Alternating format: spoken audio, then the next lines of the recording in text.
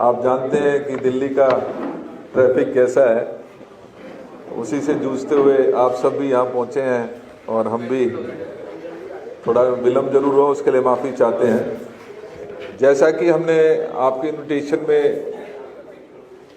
रखा था, आज जो केजरीवाल जी की सरकार, आम आदमी पार्टी की 11 साल की सरकार और भारतीय जनता पार्टी की लगभग 10 साल की जो सरकार है, उसके काले कारनामों के ऊपर एक श्वेत पत्र आज कांग्रेस जारी करने जा रही है। और इस समारोह में विशेष रूप से विस्तार से चर्चा करने के लिए हमारे आदरणीय ऑल इंडिया कांग्रेस कमेटी के ट्रेजरर, माननीय सांसद, दिल्ली के पूर्व कांग्रेस कमेटी के अध्यक्ष श्री अजय माकन जी विशेष वार्ता के लिए यहाँ पर उपस्थित हैं।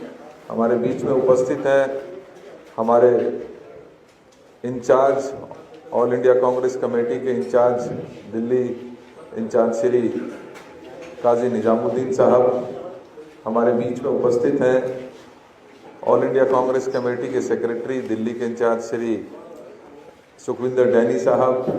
दूसरी तरफ एक और हमारे जुझारू साथी AICC के सेक्रेटरी माननीय दानिश अब्रार साहब, डॉक्टर नरेंद्र नाथ जी से हम सब से परिचित चेहरे हैं।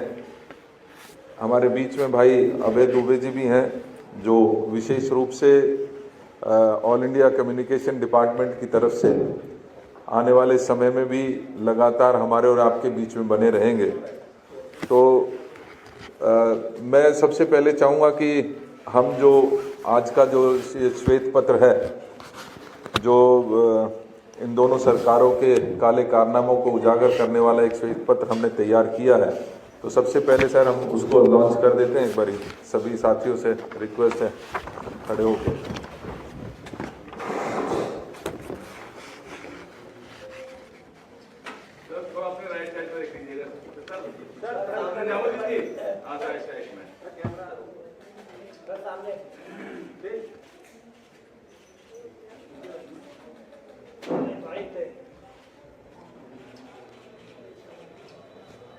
थैंक यू जी, थैंक यू।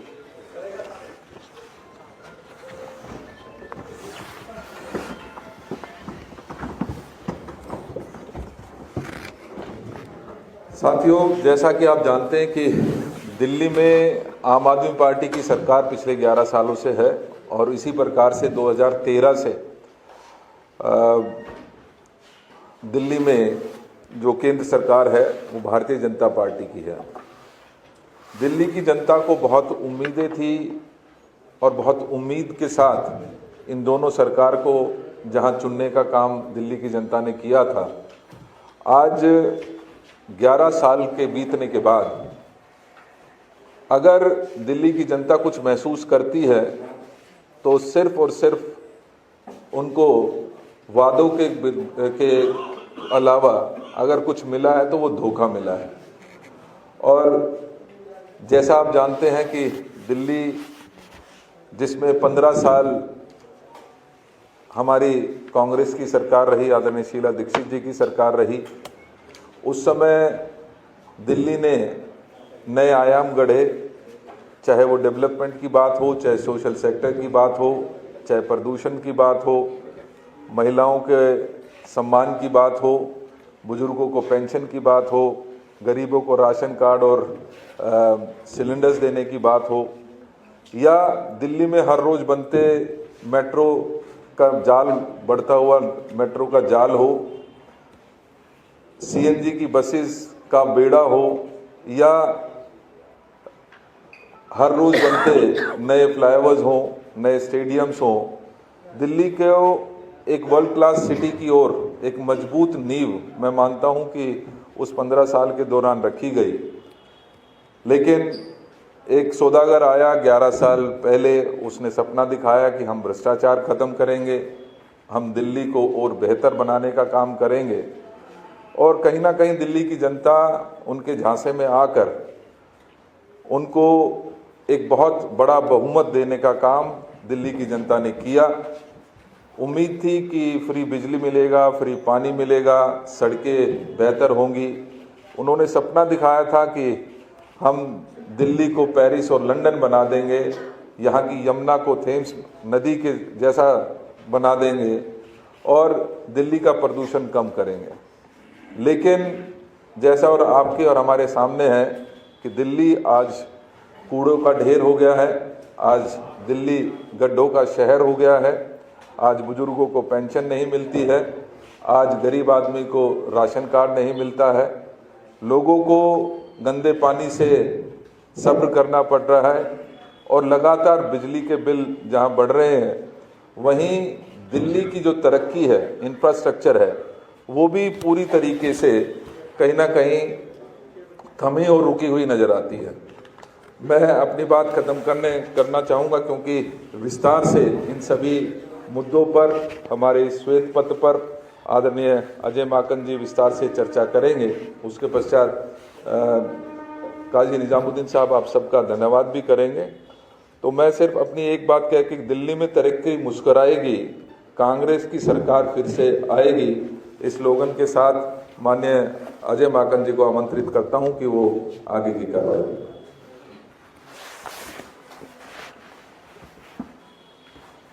आप सब लोगों का बहुत बहुत स्वागत है साथियों।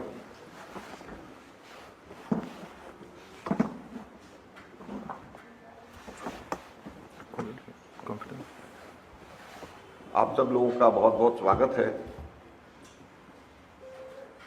दिल्ली के अंदर केजरीवाल को अगर सही मायने में एक शब्द से उसको डिस्क्राइब करना हो तो उसको जिस शब्द से डिस्क्राइब किया जा सकता है वो है फर्जीवाल। क्योंकि अगर कोई फर्जीवाड़े का राजा है पूरे देश के अंदर तो वो फर्जीवाल केजरीवाल है। और इसलिए हम केजरीवाल के काले कारनामों के ऊपर श्वेत पत्र आज लेकर के यहां पर आए। केजरीवाल के सरकार के काले कारनामों के ऊपर श्वेत पत्र, और ये केवल केजरीवाल सरकार नहीं बल्कि केंद्र की भाजपा सरकार के ऊपर भी लागू होगा। आप देखेंगे जब हम इस पे बताएंगे। और इसलिए हमने जो इसका मुख पृष्ठ के ऊपर जो दिया है, जिसको हम आगे लेकर के जाएंगे, मौका मौका हर बार धोखा। तो ये जो धोखाधड़ी का काम केजरीवाल सरकार ने किया है, इसको शुरुआत के अंदर 12 पंक्तियों के अंदर एक कविता के रूप में हम लोगों ने बनाया है। सबसे पहले मैं ये 12 पंक्तियां एक कविता के रूप में एक बार मैं पूरा पढ़ देना चाहता हूं। उसके बाद में फिर इसमें एक एक के ऊपर विस्तार के साथ में आंकड़ों के साथ में बताऊंगा कि ये श्वेत पत्र का मतलब क्या है और क्यों हम इसको श्वेत पत्र कह रहे हैं। मौका मौका हर बार धोखा। कोरोना काल में लगा रहा लाशों का अंबार, बस सेंट्रल विस्टा और शीश महल पर ही केवल बरसा प्यार। 1780 करोड़ रुपए पेंशन बुजुर्गों की भुलाई, कुछ यूं लाठी बुढ़ापे की इस केजरीवाल की सरकार ने चुराई। राशन कार्ड बने नहीं, जनगणना से केंद्र ने कर दिया इनकार। जुगलबंदी दोनों की में फंसी दिल्ली झेल रही है मार। झुग्गियों पर चलाकर बुलडोजर 2,80,000 लोगों को कर डाला बेघर। 38% डॉक्टर नहीं, 10,250 करोड़ की कमी से जूझ रहे अस्पताल। रचते रहे बस जुमलों का जंजाल। 56,000 इकोनॉमिकली वीकर सेक्शन की सीटें खाली। अध्यापक और प्रिंसिपल स्कूल में नहीं, सरकार मौज में डूबी रही, शीश महल के पूल में डूबी रही। 40% बढ़े बिजली के बिल, 44% घरों में पानी गंदा। भ्रष्टाचार को बना लिया केवल अपना धंधा।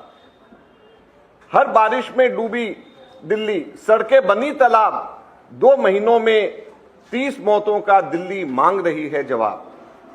बुझाकर चूल्हे 2,31,000 घरों के 500 करोड़ प्रति वर्ष से रोशन कर रहे अपने चेहरे। जलाए जा सकते थे। 2,31,000 घरों के चूल्हे 500 करोड़ प्रति वर्ष से रोशन कर रहे अपने चेहरे। नदी को बनाया नाला, बहते केवल झाग, साल बीत गए 10, ना यमुना हुई साफ। 3,652 दिन बीत गए, भूल गए जन लोकपाल, ईमानदारी की रचकर माया, बुना घोटालों का जाल। लंदन नहीं बनाया लेकिन करा प्रदूषण में नंबर 1, 500 किलोमीटर की टूटी सड़कें और 213 फीट के कचड़े के बने पहाड़। तो ये केजरीवाल के ये 12 पंक्तियां इनके 10 वर्ष को पूरी तरीके से समाप्त करती हैं। अगर हम एक एक करके देखें तो कोरोना काल के अंदर जहां पे लाशों का जंजाल था, जहां पर लोगों को अपनी डेड बॉडीज अपने रिलेटिव्स की जलाने के लिए, उसके संस्कार करने के लिए कई कई दिन की वेट करना पड़ता था। दिल्ली में ऑक्सीजन की कमी थी, दिल्ली के अंदर आईसीयू की कमी थी, लेकिन पैसे कहां खर्च हो रहे थे? पैसे अस्पताल को बनाने में खर्च नहीं हो रहे थे, पैसे अपने शीश महल को बनाने में खर्च हो रहे थे, केवल उसी समय के ऊपर। और ये केवल दिल्ली सरकार नहीं, केंद्र सरकार के अंदर मोदी भी वही पैसे जो कि गरीब लोगों के ऊपर, उनकी हेल्थ के ऊपर खर्च होने चाहिए थे, सेंट्रल विस्टा के ऊपर खर्च कर रहे थे। तो इसलिए हम कहते हैं कोरोना काल में लगा रहा लाशों का अंबार सेंट्रल विस्टा और शीश महल पर ही केवल बरसा प्यार। पेंशन, आज दिल्ली के अंदर कोई भी बुजुर्ग व्यक्ति अपनी पेंशन अगर लगाना चाहता है तो उसको दिक्कत आती है। लेकिन हैरानी की बात यह है कि 10 वर्षों के अंदर 1,780 करोड़ रुपया, आप सोचिए 1,780 करोड़ रुपए से कितने लाखों बुजुर्गों को पेंशन मिल सकती थी।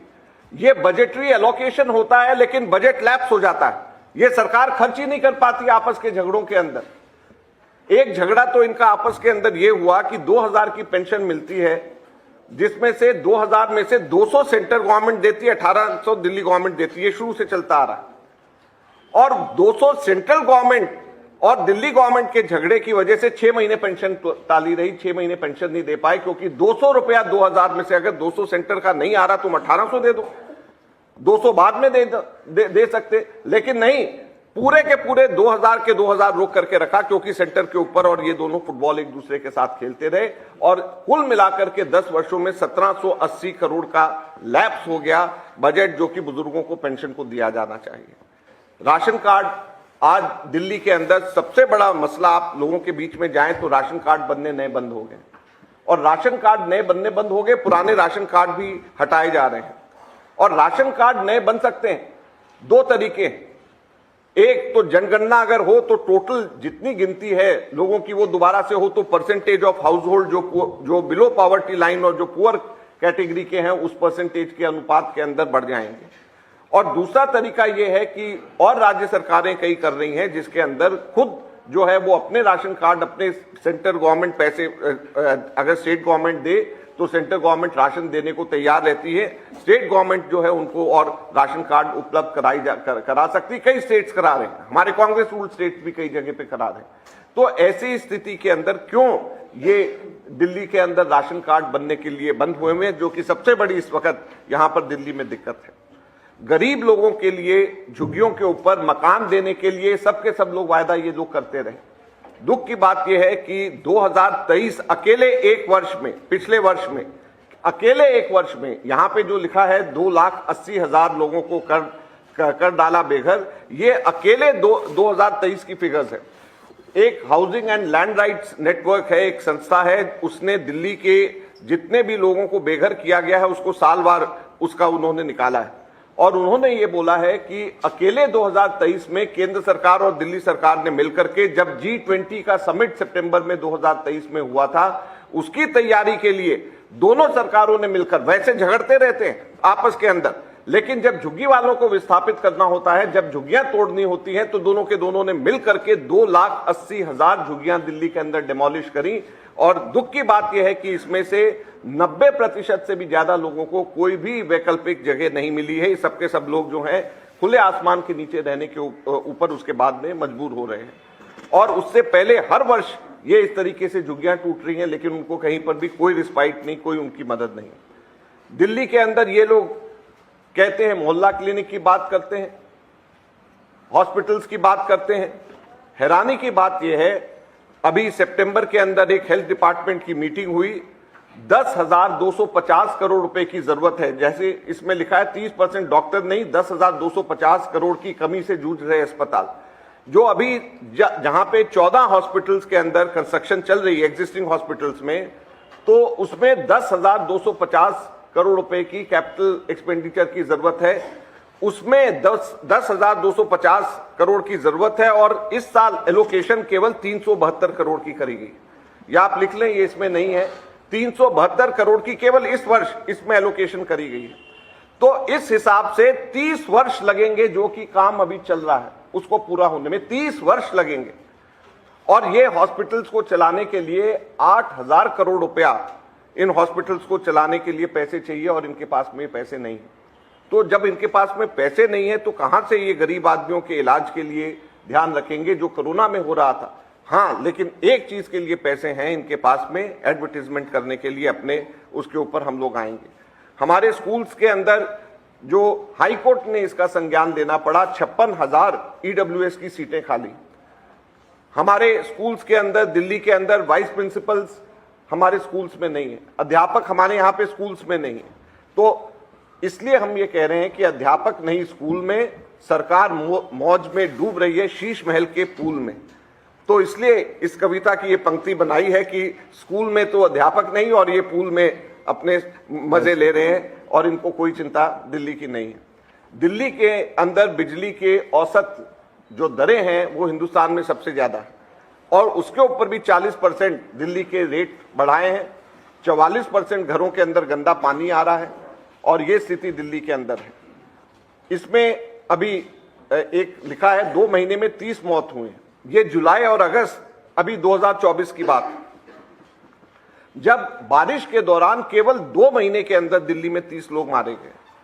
तो यह स्थिति दिल्ली में, जो कि भारत की राजधानी है, कि बारिश होती है और बारिश के अंदर लोगों को इलेक्ट्रोक्यूशन से कोई मर रहे हैं घरों के अंदर, या बच्चे जो हैं पढ़ते पढ़ते लाइब्रेरी के अंदर सीवर लाइन टूट गया, वहां पर उनकी डेथ हो रही है। तो ऐसी स्थिति के अंदर देश की राजधानी में ये कहते हैं कि इनको दोबारा से मौका मिले, तो क्यों मिले।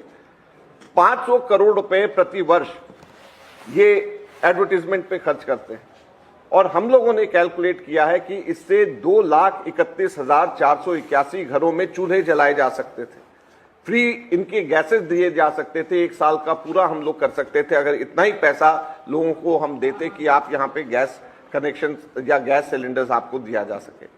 नदी को बनाया नाला, बहते केवल झाग, साल बीत गए 10, ना यमुना हुई साफ। हर बार 5-5 साल की आगे का ये कह देते हैं कि अभी हम करेंगे करेंगे और उसके बाद में कुछ नहीं होता। जन लोकपाल का क्या हुआ? 3,652 दिन, 10 साल गुजर गए, जन लोकपाल अभी तक नहीं बना। ये कहते हैं कि दिल्ली के अंदर इनको एलजी नहीं बनाने देता। दिल्ली में एलजी नहीं बनाने देता, पंजाब में बना लीजिए, आपको कौन रोकता है? पंजाब में तो कोई एलजी का नहीं, पंजाब में तो फुल फ्लेजेड सरकार है, वहां क्यों नहीं आप बनाते? तो केवल बहाना है जिसको लेकर के। और 10 साल पहले जब ये बनी थी पार्टी तो लोकपाल और जन लोकपाल के नाम पे बनी थी, अब उस चीज को भूल गए। ये कहते थे कि हम दिल्ली को लंदन बनाएंगे, प्रदूषण में नंबर 1 बना दिया है। 500 किलोमीटर सड़कें यहाँ पे टूटी हुई हैं और कचरे के यहाँ पे पहाड़ हैं और दुख की बात यह है कि इन सब चीजों के ऊपर कोई भी इस वक्त देखने को तैयार नहीं है। तो ये हमारे 12 मुख्य बिंदु हैं। इसके अलावा और डिटेल में अगर आप सेकेंड पेज पे जाएंगे तो उसके अंदर 8 ऐसे पॉइंट्स हैं जिसको लेकर के हम लोग आए हैं। उनको सिर्फ उनकी हेडिंग्स मैं एक बार पढ़ देता हूं। जुगलबंदी ने कैसा बनाया अपराध का माहौल। जहां पे हम जुगलबंदी कह रहे हैं वहां पे केंद्र सरकार और दिल्ली सरकार के मिल करके और मिली भगत की बात कर रहे हैं। दूसरा, करेंगे सिर्फ काम की राजनीति। ये कहते हैं कि करेंगे सिर्फ काम की राजनीति, तो हम उनको कहते हैं केजरीवाल जी की भाषा में ही तो करना। ये कहते हैं कि हम करेंगे काम की राजनीति, तो हम केजरीवाल जी को कहते हैं तो करना, कौन रोक रहा है? केजरीवाल करना, तो काम की राजनीति करिए, फर्जीवाड़े की राजनीति मत करिए। तो केजरीवाल करना। आम आदमी जो 2 रुपए का पेन जेब में रख करके घूमता है, रबड़ की चप्पलें पहनता, अब तो थोड़ा सा इस जो है विंटर्स में थोड़े ढंग के कपड़े पहनने लग गए, भगवान ने सद्बुद्धि दी है उनको। वो शीश महल का राजा कैसे बन गए? हम लोगों ने तो कैलकुलेट किया था कि 173 करोड़ रुपया सरकारी पैसे से व्यय किया है, और अब तो जब वहां पर जिस तरीके के विजुअल सामने आए हैं, जिस तरीके के उनके कहना नहीं चाहिए लेकिन बाथरूम से लेकर के हर जगह के विजुअल सामने आए हैं, तो वो तो राजा की तरह रहते हैं। तो अपनी पार्टी का नाम आम आदमी क्यों रखा हुआ है? जेब में 2 रुपए का पेन क्यों रखते हैं? सिर्फ दिखावे के लिए, वोट लेने के लिए, उसके अलावा तो कुछ नहीं।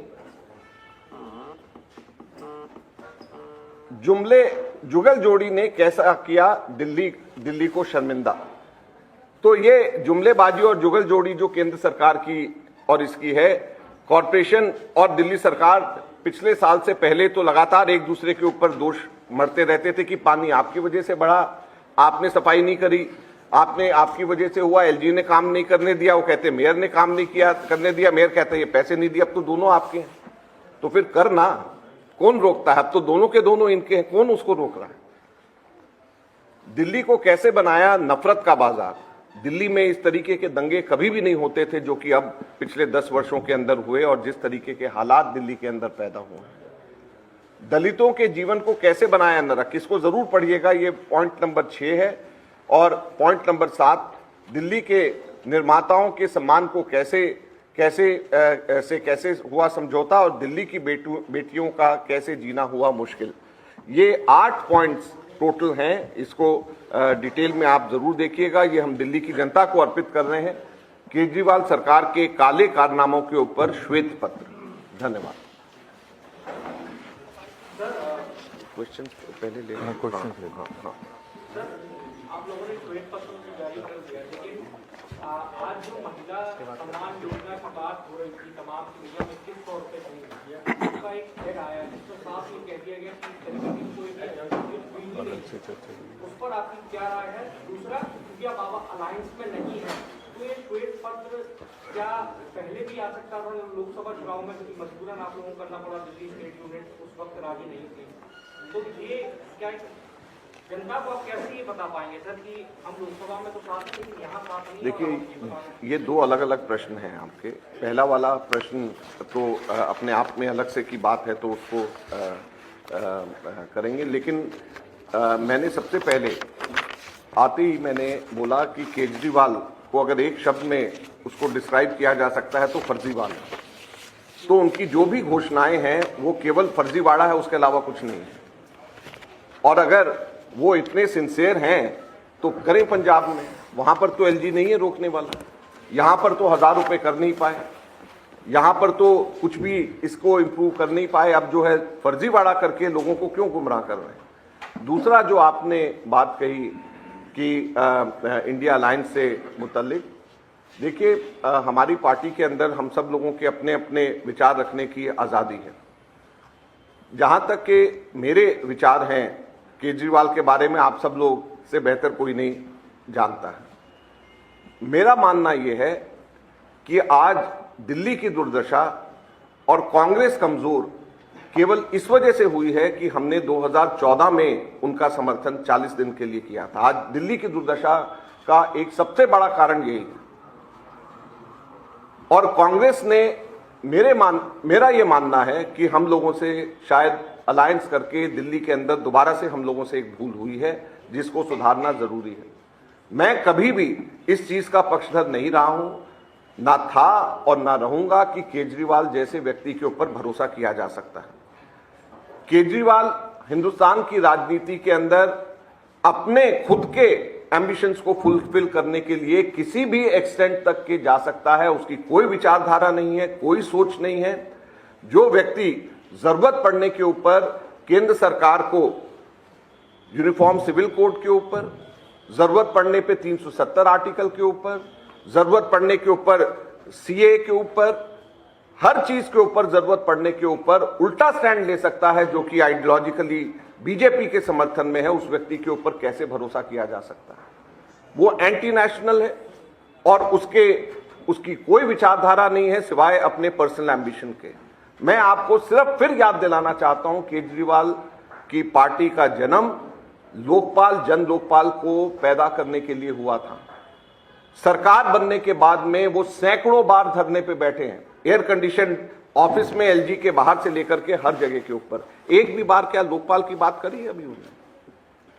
जिसका जन्म, जिसने ये कहा था कि मेरे को आप इलेक्शन जितवाइए, 25 दिसंबर को रामलीला ग्राउंड के अंदर मैं जन लोकपाल पास करवा दूंगा, वो कहां है जन लोकपाल? अब उसकी कोई बात ही नहीं, कोई उसकी चर्चा नहीं। यहां पर महिलाओं के पेंशन की बात कर रहे हैं, पंजाब के अंदर उनकी सरकार फुल फ्लेजेड है, क्यों नहीं देते वहां पे भाई? यहां पर 1000 पहले प्रॉमिस किया था, क्यों नहीं देते भाई? तो करना, कौन रोक रहा है? सवाल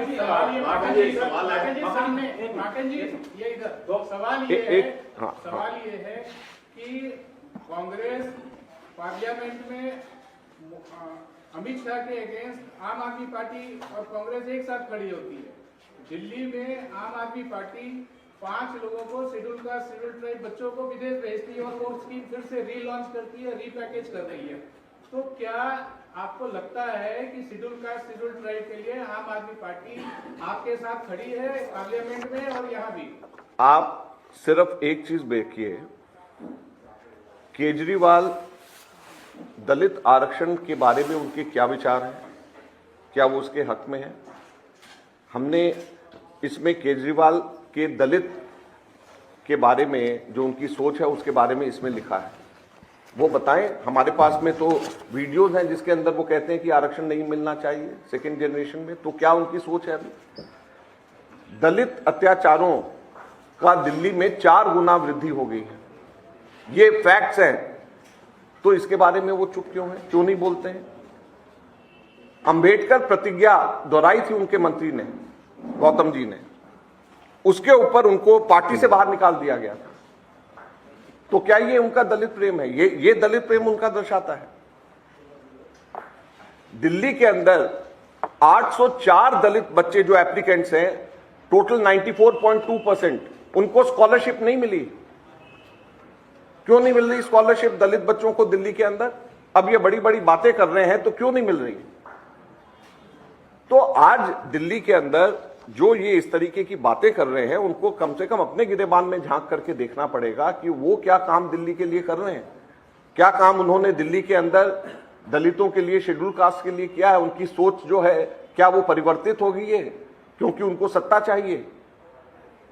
पहले के केजरीवाल की सोच दलित आरक्षण में और अब के केजरीवाल की सोच में फर्क आ गया है, उनको जवाब तो देना चाहिए। अजय जी, एक सवाल है कि ओखला से अभी दिल्ली की सीटें आपने रिलीज करी है, ओखला से एक उम्मीदवार के लिए सीसी में चर्चा हुई है जिसका नाम है इशरत जहां। देखिए, मैं इसका चर्चा आज हम नहीं करना चाहते, ये पार्टी का इंटरनल मैटर है। सीसी का डिस्कशन सीक्रेटली होता है, मुझे पता नहीं आपको कहां से ये जानकारी मिली।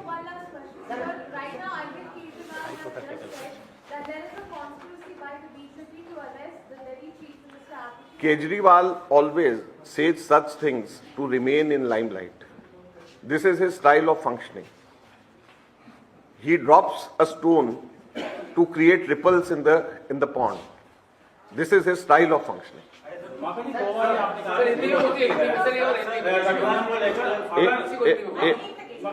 एक मिनट इसके बाद, हाँ बोलिए। हाँ, देखिए, केजरीवाल जी की आदत है कि हमेशा वो लाइमलाइट में रहने के लिए इस तरीके की स्टेटमेंट्स देते रहते हैं। जहां पे एकदम शांत पड़ी हुई झील है, उसके अंदर जानबूझ करके पत्थर फेंक करके उसके अंदर रिपल्स क्रिएट करने की कोशिश रहती ताकि अटेंशन उनकी तरफ रहे। आपने कहा कि 2 बार भूल हो चुकी है करके, तो मान लीजिए कि चुनाव के बाद जैसे किसी पार्टी को बहुमत नहीं मिलता है, तो क्या इस तरह से तीसरी बार भी क्या भूल करेंगे या नई अलायंस होगी? देखिए, मैंने जब इतनी बड़ी बात कह दी कि दिल्ली की जनता को इस बात का खमियाजा भुगतना पड़ रहा है कि हम लोगों ने 40 दिन केवल उनको सपोर्ट करा है, आज दिल्ली की जनता को उसका खमियाजा भुगतना पड़ रहा है, तो हम दिल्ली के जनता के पक्षधर हैं, हम दिल्ली के जनता के विरोधी नहीं हैं।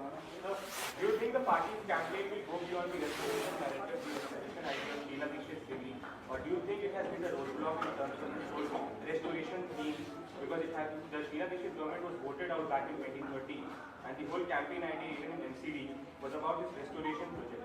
Do you think that this idea has hit a roadblock? But listen, restoration, it is not only restoration, it is moving ahead. And when you try to move ahead, when you want to move ahead, then you have to restore what has been lost also. Without restoring what has been lost, you can't move ahead.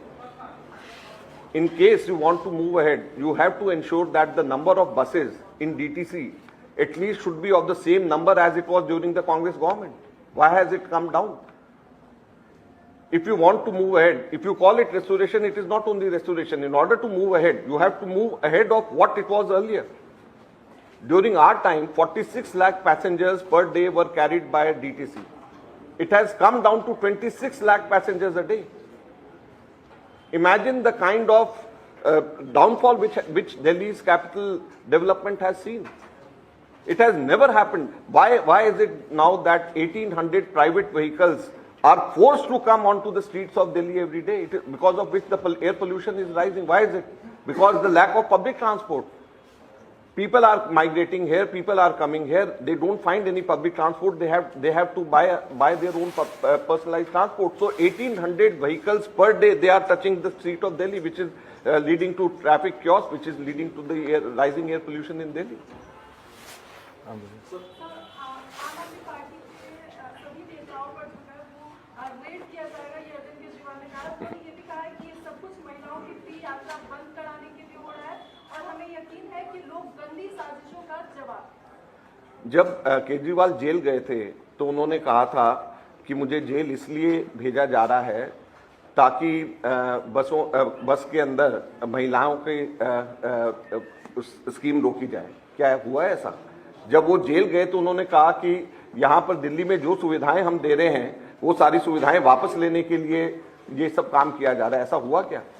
आप लोग इसको पूछ करके, वो master है इन सब चीजों का, इस तरीके की बातें रखने का, जो कि आप एकदम से चौंक जाएं और अपने आप को वो लाइमलाइट में लेकर के आने की कोशिश करता है। आप क्यों उसके बहकावे में आते हैं? बैकफुट पे आता तो ऐसे एक सवाल है सर, बेसिकली दो हिस्से में। आज जो दिल्ली सरकार की तरफ से विज्ञापन जारी करके सूचना दी गई है जनता को कि ये जो चुनावी अभियान के तहत रजिस्ट्रेशन करवाए जा रहे हैं, फ्रॉड तक की बात कही है, उस चीज को लेकर के आप क्या कहना चाहेंगे? उसमें सवाल इसलिए है क्योंकि कांग्रेस भी और बीजेपी भी, तमाम दल इस तरीके के अभियान और रजिस्ट्रेशन पिछले दिनों में करवाते आए हैं। अब ये दिल्ली में हुआ है तो इस पर सरकार ने सवाल उठाया है, तो इस पर आपको देखिए, हम जब कराते हैं, हम लोगों के घर जाते हैं और लोगों के घर जाकर के हम कहते हैं ये कांग्रेस पार्टी का अभियान है। ये जानबूझ करके इन्होंने टेबल कुर्सियां ऐसी जगहों पे लगाए हैं जो सरकारी ऑफिसेज के बाहर है, कई जगहों पे, ताकि लोग कंफ्यूज हों कि ये सरकारी कार्यक्रम है। और इनके एमएलए लोगों को वर्गला रहे हैं, झूठ बोल रहे हैं कि ये सरकारी कार्यक्रम है। इसलिए शायद सरकार को ये करने की जरूरत है, या इसका ये भी आप लोगों को पता करना चाहिए, खोजी पत्रकारिता का काम करें कि कहीं केजरीवाल और आतिशी में झगड़ा तो नहीं हो गया। और सर एक चीज, आपके राष्ट्रीय नेता, कांग्रेस के राष्ट्रीय नेता जो है वो अब तक मैदान में नहीं उतरे हैं। आपने पूरी दिल्ली की यात्रा की और इसके बाद जो एक कार्यक्रम था वो भी टल गया राहुल गांधी का। कब आपके राष्ट्रीय नेता दिल्ली में उतरे? देखिए, मैं एआईसीसी कांग्रेस कमेटी के ट्रेजरर, मैं आपके बीच में बैठे हैं। आप ये सवाल इनसे पूछ रहे हो। यात्रा में लगातार आप सम्मिलित रहे। मैं लगातार यात्रा में रहा। एआईसीसी जनरल सेक्रेटरी सुरजेवाला उसमें आए और इसकी शुरुआत हमारे हिमाचल के मुख्यमंत्री मेरे साथ में करे। तो आप बताएं, आप हम यूनाइटेड नेशन के सेक्रेटरी जनरल को शोएब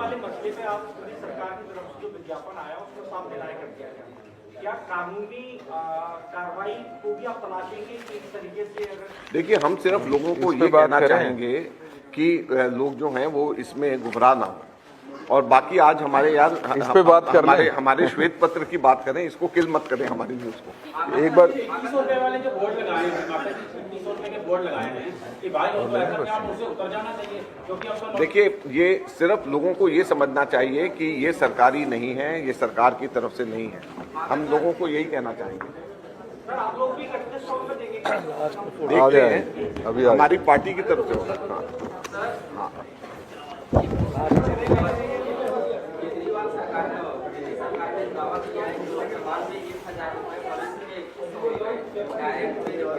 सरकारों ने अब तक किया है, जो भी इलेक्शन हुआ है आप लोग जानते भी हैं, वहाँ की आधी आबादी ने बड़े नेता, कांग्रेस के बड़े नेता मानने भी है कि आधी आबादी ने वहाँ मतदान किया है उस वक्त और वहाँ सत्ता की वापसी भी हुई है।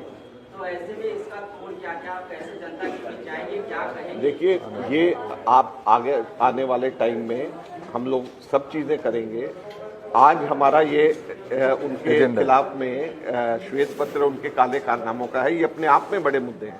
तो ये उनकी हमेशा ये कोशिश रहती है ऐसे टाइम के ऊपर लोगों का ध्यान भटकाने के लिए, तो वो कर रहे हैं। तो ये हमारा ये है, इसी को रहने दें। सर 2100 रुपए में क्या आप इलेक्शन कमीशन में भी जाएंगे नहीं जाएंगे? अभी इसको मत करें, पे ही आ गए। आज हमको ये करने लगे, इस पे दोबारा बात इससे पहले आप सबका बहुत बहुत धन्यवाद। इससे पहले कि हम इस प्रेस वार्ता को वाइंड अप करें, मैं आमंत्रित करता हूं हमारे इंचार्ज साहब काजी निजामुद्दीन साहब को कि वो आपको मुखातिब हो। इनको भाई लंच के लिए भी इनवाइट कर रहे हैं और ये भी कर रहे हैं। धन्यवाद आदरणीय प्रदेश। ये फोटो भी करवा देना भाई। और कांग्रेस पार्टी के राष्ट्रीय प्रेसदार हमारे दिल्ली के और देश के नेता सांसद अजय माकन जी, आपने दिल्ली की जनता के सामने सरकार की हैसियत रखी और एक ही बात कहूँगा कि आपने कहा करो ना, मैं एक बात कहता हूँ कि उनसे ना हो पाएगा। जब 11 साल में नहीं कर पाए तो अब क्या करेंगे? तो ये तो कांग्रेस ने ही किया है और कांग्रेस ही करेगी। भारतीय जनता पार्टी और आम आदमी पार्टी ब्लेम गेम, एक दूसरे पर आरोप प्रत्यारोप का गेम खेलते रहेंगे। नूरा कुश्ती लड़ेंगे, एलजी के दफ्तर में धरना देंगे, एलजी एसी चलवाकर उनको चाय पकौड़े और पनीर पकौड़े खिलवाएंगे और जनता को बताएंगे कि ये करने नहीं दे रहे। जब कांग्रेस की सरकार बनी थी तब भी भारतीय जनता पार्टी की सरकार थी और दिल्ली की दुर्दशा खराब, यहाँ हालत खराब थी, लेकिन आपकी सरकार ने, माकन साहब और शीला दीक्षित जी की सरकार ने उसी समय हालात सुधारे। तो इनसे ना हो पाएगा, ये तो कांग्रेस ही करेगी। और आखिर में भी बात इनके आम आदमी पार्टी के पास, केजरीवाल जी के पास, जैसा कई पत्रकार साथियों ने सवाल पूछा, एक ही हथियार बचता है, विक्टिम कार्ड खेलना, और वो विक्टिम कार्ड खेलना शुरू कर दिया। आप सब लोग यहाँ आए, आपका, माननीय अजय माकन जी का, हमारे सभी सहयोगियों का, जानिश जी का, डैनी भाई का, एक दोबारा फोटो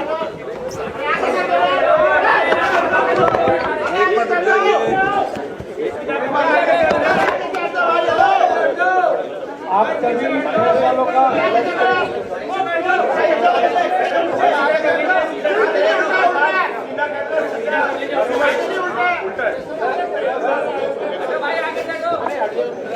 आगे तक जाओ भाई, अरे आप पीछे